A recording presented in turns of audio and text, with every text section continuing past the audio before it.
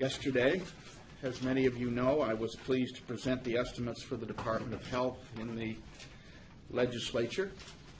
It was clear that there was $103 million in new money invested into the medical system. Those investments were significant amounts of money spent on primary health care, mental health, on cancer screening, on the replacement of much-needed equipment, and providing more equitable access to health care services. It's also interesting and quite proper to note that this was all done without increasing our bottom line. As we looked at the $103 million expenditure, which is well in excess of the 3% investment in health care committed to by the government, I was faced with a choice. We can either go out and borrow the $103 million, or we can look inward as responsible people and see if we can't find savings. The responsible thing was to choose the latter, which is what we did. Between the surpluses in each of the health authorities, plus the savings, the $103 million in healthcare investment for the forthcoming year has been made entirely in the existing budget without taxing the people of New Brunswick or going into debt. It's clear from that we don't have a money problem. What we have in healthcare is a management problem. One of the reasons past governments have resisted healthcare renewal is because healthcare is about people. 74% roughly of the department's $2.5 billion budget pays for our provincial healthcare workers. The stark reality of that figure is that while we can be more efficient and can make changes without compromising health care, it is extremely difficult, if not impossible, to make those changes without affecting people. It is an unfortunate situation, but a necessary task.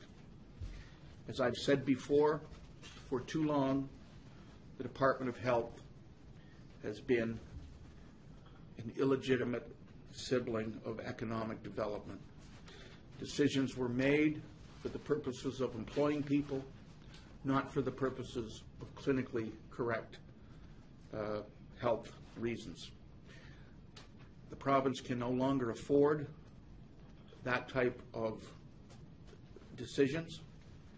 The people will no longer put up with it, and nor can we borrow our way into prosperity. These are not decisions that we took lightly. You all have the press release, which you reviewed, seeing the kind of decisions that we've made, that we've had to make. But we're committed to treating everyone affected, all employees, with compassion and honesty. We'll work with the unions to ensure collective agreements are respected and that affected staff people get appropriate assistance through the various workforce adjustments. We know that a decision like this that affects so many New Brunswickers would undoubtedly attract the attention of the media. I know that you do your jobs. I've been around a short period of time to know that. I felt that it was reasonable in an effort to be transparent and forthright that we let you know and call you in instead of chasing 5 people around the province for the next day or 2 or 3 trying to get an answer from this or this or this. We're all here today. We were meeting today anyway, so it simply made sense to me to call you in and say, here we are, we're all in one spot, have at it. I think it shows that we want to be open, we want to be transparent. These are difficult decisions. I wish I didn't have to do that, and I can speak for the other 4 gentlemen here. This isn't pleasant, but it's necessary. My job is not to be liked. My job is to do the job of Minister of Health to the best of my ability. That's what I signed up for. That's the oath I took when I was sworn in, and that's what I propose to do. I have personal angst and over the fact that the way these decisions are going to affect some people, and we're going to do everything in our power to see that these decisions are softened and that they can readjust throughout the system as well as they can.